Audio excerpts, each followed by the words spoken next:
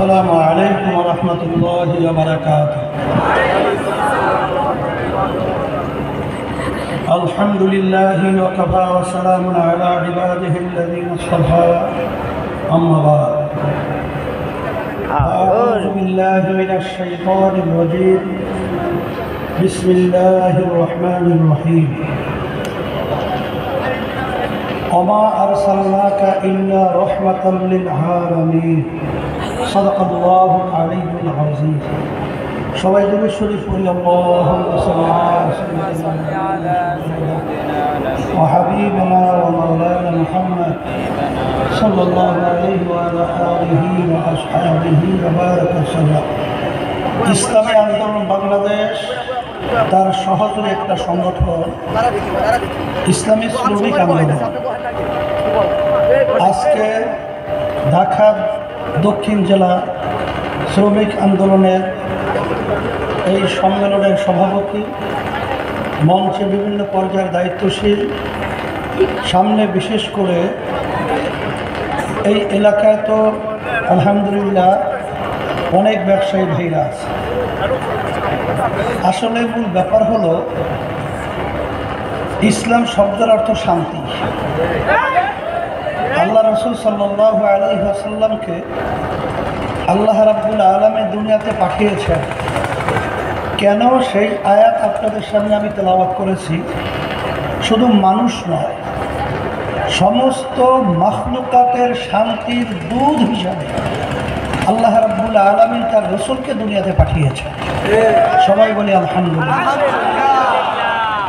ইসলামের মধ্যে যে সরমন নীতি রয়েছে, এরকম নীতি বা এরকম সুন্দর কথা বা এরকম সুন্দর পরিবেশ তৈরি করার মতো অবস্থা অন্য কোনো নীতি আদর্শের মাধ্যমে নাই।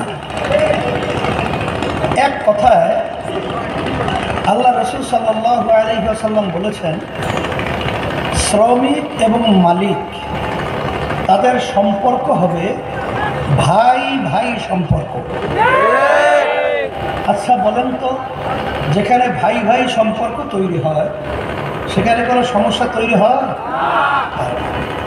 কিন্তু আপনারা জানেন যে ইসলাম এমন এক নীতি আদর্শ শ্রমিকদের জন্য বলেছেন, শ্রমিকদের ঘাম শুকাবার আগে তাদের মজুরি, তাদের প্রাপ্য তোমরা দিয়ে দাও। আর আজকে বাংলাদেশের মধ্যে আমরা বিভিন্ন শ্রমিক সংগঠন দেখি, কিন্তু আসলে বাস্তবতা হলো অনেক অংশে নিজেদের স্বার্থ রক্ষার জন্য বিভিন্ন কৌশলে তারা কথা বলে, কার্যক্রম পরিচালনা করে থাকে। এটাই আমরা দেখে আসছি।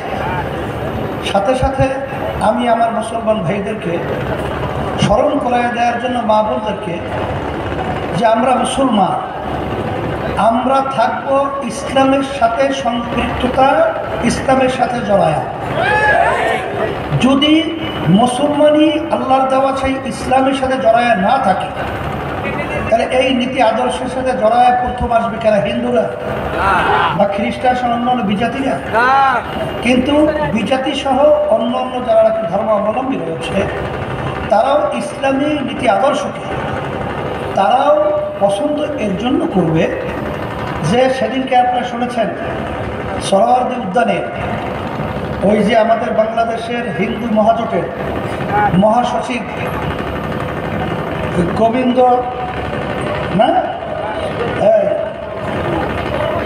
প্রমাণিত, সে বলেছেন যে আমরা কি দেখতে পাই, কথা কাজে মিল পাই, পীর সাহেব সর্বদা। এই যে স্লোগান দিল, এ দেওয়ার পিছনে কারণ কি? কারণ হলো আমরা আসলে এই ইসলামের নীতি আদর্শটাই লালন করার কারণেই আল্লাহর রহমতে আপনাদের দোয়ায় কথা কাজে মিল পাওয়া যায়। সেই হিসাবে 53 বছর আপনারা দেখেছেন যাদের মাধ্যমে দেশ চলেছিল, এদের মাধ্যমে আমরা কি পেয়েছি? পেয়েছি হাজার হাজার লক্ষ লক্ষ মায়ের কোল সন্তান হারা হয়ে গেল। আমরা তাদের মাধ্যমে কি পেলাম? আজকে রাস্তায় নামার পরে মানুষ গুম হয়ে যায়, ঘরে থাকে, নিরাপদ নাই, মানুষ খুন হয়ে যায়। আমরা কি পেলাম? আজকে বাংলাদেশে আপনারা কষ্ট করে টাকা উপার্জন করবেন, সেই টাকা আপনাদের উপরে ভ্যাট ট্যাক্সের মাধ্যমে সরকারি ফান্ড জমা করার পরে ওরা ক্ষমতার মস্তক চেয়ারে বসে আমাদের কষ্ট অর্জিত সম্পদ টাকা ওরা বিদেশে পাচার করে, সেখানে কানাডা সহ বিভিন্ন জায়গায় বেগম পাড়া তৈরি করে। এর পরিবর্তন আমাদেরকেই করতে হবে। এই পরিবর্তনের জন্যই আমার আব্বাজান রহমাতুল্লাহি আলাইহি তিনি যখন দেখলেন যে আমাদের সাধারণ মানুষদেরকে ওরা বোকা দিয়ে বারবার আমাদেরকে সিঁড়ি হিসাবে ব্যবহার করে ক্ষমতার মস্তদে বসে ওরা আমাদেরকে শোষণ করেছে, ওদের থেকে আমরা কোনো ভালো কল্যাণ কিছু পাই নাই। এর জন্য আব্বাজান রহমাতুল্লাহি আলাইহি তিনি রাজপথে আওয়াজ তুলেছিলেন যে রাষ্ট্রীয় পর্যায়ে যতক্ষণ পর্যন্ত এই শান্তির যে নীতি আদর্শ রয়েছে ইসলাম বাস্তবায়িত না হবে, ততক্ষণ পর্যন্ত কোনো মানুষের শান্তি দুনিয়ার ইতিহাসে পাওয়া যায় নাই, কোনোদিন পাওয়া যাবে না। সেই হিসেবে আমি সকল প্রদত্ত আহ্বান জানাবো, আজকে কেরানীগঞ্জে আপনারা এত সুন্দর একটা আজকে মিটিংয়ের ব্যবস্থা করেছেন, আপনাদের সকলকে আমি ধন্যবাদ জানাই। আর আমার ভাইদেরকে, পর্দার মা বোনদেরকে আমি আহ্বান করছি, আসেন দুনিয়াতে শান্তি, আখিরাতে মুক্তি। এর একমাত্র নীতি আদর্শের নাম হলো ইসলাম। এই ইসলামের সাথে আমি জড়ায় থাকবো, কারণ এখন 5ই আগস্ট জুলাইয়ের কিছুদিন যে অভ্যুত্থানের মাধ্যমে আমাদের যে পরিবর্তন ঘটেছে, এই দেশের বিচার করে ইসলামের পক্ষে আমি সারা দেশ সফর করার পরে আমার কাছে যেটা মনে হলো যে এখন সর্বমহলে সর্বশ্রেণীর মানুষ ইসলামের পক্ষে আজকে তারা রায় দেওয়ার জন্যে, তাদের সহযোগিতা করার জন্যে তারা অধিক বিভিন্ন কায়দায় তারা আগ্রহ নিয়ে বসে আছে। সেই হিসাবে আমি সকল প্রতি আহ্বান জানাচ্ছি, আসেন আমরা সবাই ভাই ভাই একত্রিত হয়ে দুনিয়াতে শান্তি আখিরাতে মুক্তির লক্ষ্যে ইসলামের পক্ষে আমরা সবাই জড়ায় থাকব, এই দাওয়াত আহ্বান করছি। আর আপনারা জানেন যে আজকে ঢাকা দক্ষিণ শ্রমিক আন্দোলনের আজকে কমিটি ঘোষণা করা হচ্ছে।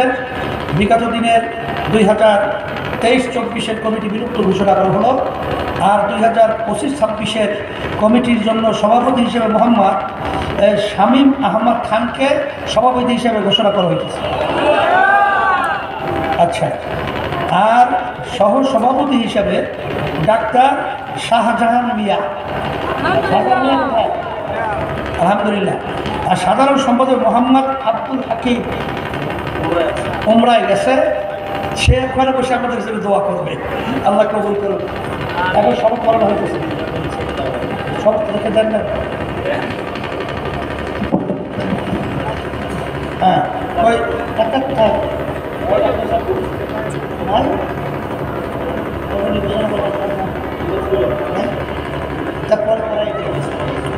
বিসমিল্লাহ রহমান রহিম।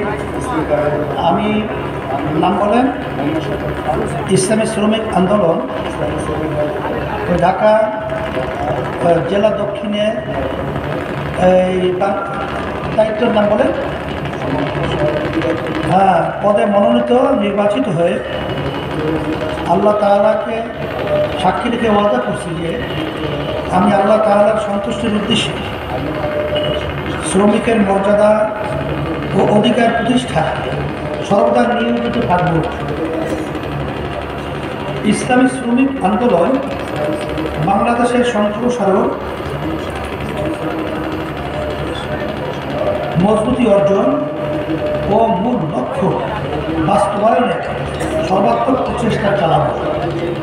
ইসলামী শ্রমিক আন্দোলন বাংলাদেশে নীতিমালা নিয়ম শৃঙ্খলা যথাযথভাবে মেনে চলব এবং উচ্চতর নেতৃত্বে পূর্ণ আনুগত্য করব। আমার উপর অর্পিত দায়িত্ব আমার যথাযথভাবে পালন করব। আল্লাহ তাআলা আমার পালন করার তৌফিক দিন। আমিন। রব্বানা আতিনা ফিদ দুনিয়া হাসানাতাও ওয়া ফিল আখিরাতি হাসানাতাও ওয়া কিনা আযাবান্নার। আল্লাহ সম্মানিত দিনের জন্য কবুল করে নেন। নতুন কমিটির বরকত দান করেন।